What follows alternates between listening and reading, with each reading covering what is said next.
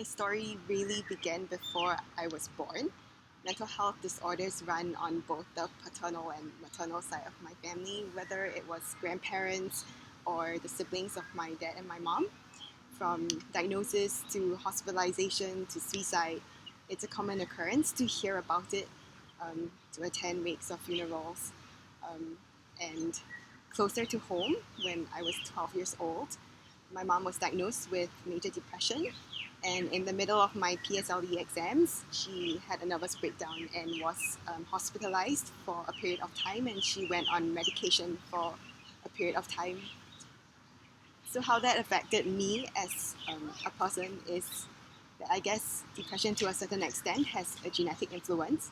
So even when I was very small, I remember feeling really blue and moody all the time, whether it was school time, holidays, playtime, things that were supposed to be fun. I generally felt moody and under the weather, and it got much worse when I was in Sec 3.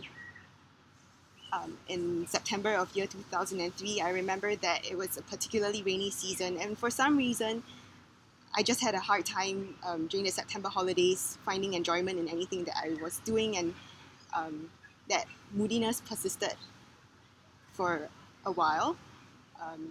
And then it really escalated when I was in junior college and even towards the first and second year of university.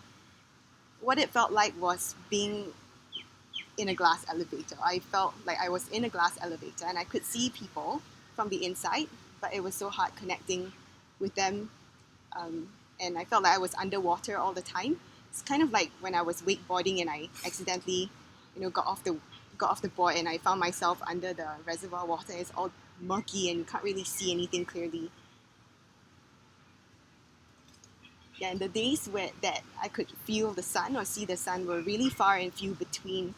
And those were the days when I felt like I could look into a swimming pool and you can see the bottom of the pool and it's all bright and shiny. Those kinds of days were really far and few between. And eventually, the funny thing is, considering a psychiatrist had always been an option because of what my mom went through. My mom and I were very close and we had lengthy discussions about whether I needed to get help. But the funny thing was that I was never really dysfunctional and I continued to go to school, I continued to get my degree. But interestingly enough, because of what my mom went through, we talked about it a lot at home. After her incident, we talked about what she went through and we went through it together as a family. So talking about our emotions, how we felt about the incident, as well as how we continued to struggle from it over the years and how different things happened at home. Every time there was an emotional outburst, we would just talk about it. So I learned over the years that talking about mental health really destigmatized it in my home. There was no shame in needing help. There was no shame in needing to talk about how we feel. We didn't have to be embarrassed when we admitted that we felt a certain challenge because it's just part of our dinner conversation that we talked about, what my mom went through or what other families and friends are going through. And also because I had my mom with me, in a sense, she was my therapist. We spent a lot of time talking, and because I'm quite similar to my mom, she often understood and identified with what I was feeling. So in a sense, I didn't need to see a psychiatrist or psychologist because actually my mom was my therapist. And she spent a lot of time, and she took a lot of her time to take care of me, to listen to me, to understand what I was feeling, to affirm me that I was not alone. And I remember that one of the most difficult times was in my fourth year of university. I was in a long-distance relationship. It was quite a painful and a difficult one.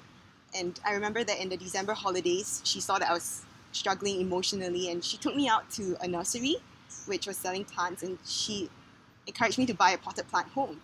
So we took several plants home and she helped me to dig up, empty a pot at home, and then we put the new pot of the plant inside, and she was trying to encourage me to remember that these things take time and to be patient with myself the same way you would have to be patient to water a plant, to watch it grow. It takes time for the seed to germinate and sprout a shoot above the ground. And so I think she was trying to tell me that even though I might not see the things in my life that I hoped to see when I was that age, or imagined that I would do far greater things, I was wondering why I was struggling. but she was trying to encourage me to be patient. And through all that, through the experience that I had with my mom and journeying together, I also learned that it was very important to get support. Growing up was quite a lonely journey because I have to admit that not many people understood the kinds of emotions or the thoughts that I had. And one time someone encouraged me to share with a friend, and I did. But my friend actually just turned around and I asked her, I remember asking her, do you know how I feel? Because I think I'm going crazy. And then she just stared at me blankly, which made me feel really much worse. So I have to admit that not everybody understands, but over the years I found people that I learned to trust, and I learned that it was important to reach out.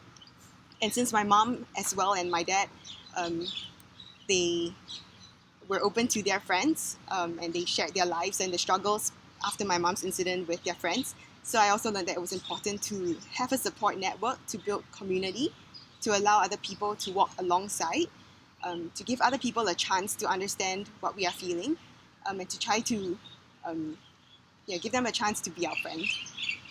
Eventually, my mom recovered from her major depression episode. And as for myself, through various life circumstances and by the grace of God, there was a distinctive time when I actually did walk out. And the first time that I woke up one morning, I didn't feel that heavy weight anymore. It was a feeling like I never imagined was possible, because it was the first time I thought to myself that maybe that's what other people feel like, that the world can be truly a bright and alive place. And I found my hope really in God, who I trusted was sovereign over everything that happened. And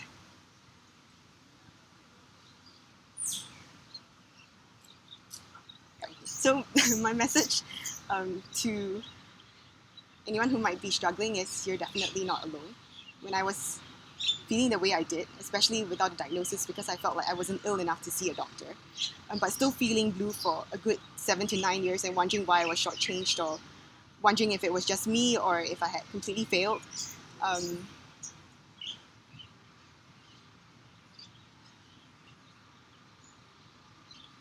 When I was in it, I thought that I would never be able to get out. But then when I did finally, it was truly a liberating thing, and I'm glad that I wanted to get out, which is how I decided to make an effort to build community and to find support in my friends. Yep, so there's always hope, no matter how dark it feels or looks. There is always hope. And sometimes we need to give ourselves a chance to be patient with ourselves, to want to also get out of the dark place. It's important to learn to talk about it, because having support is really important, because then it's important to just talk about how you feel the same way that we talked about it at home. And that's how I learned that talking about it really destigmatizes mental health.